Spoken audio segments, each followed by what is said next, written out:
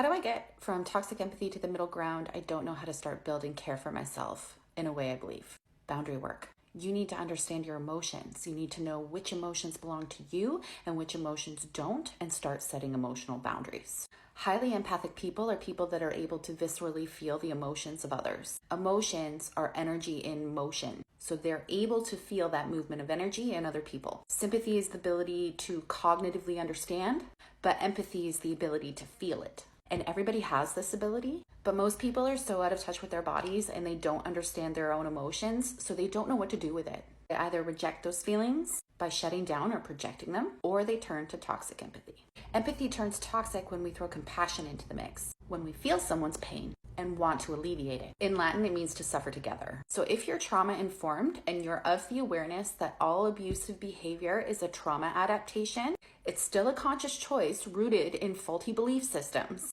but it's a trauma adaptation. And so is people pleasing, and so is poor boundaries, and so is codependency. Then compassion in that context literally means to suffer together. So when someone is expressing their pain, either in a healthy or an unhealthy way, and you are experiencing feelings in your body, you have to drop into yourself and ask, are these feelings mine? Did I do something to warrant feeling this way? If the answer is no, they are not your feelings. So you don't have to take them on as your responsibility to fix. This is how abusers manipulate you. Because you feel these emotions and you think they belong to you. This is called emotional reasoning. This is a cognitive distortion. Just because you feel an emotion doesn't mean it's yours to fix. So how the fuck do you know if the emotions you're feeling are yours? You have to get really clear on who you are, what you value, what you need, what you prioritize.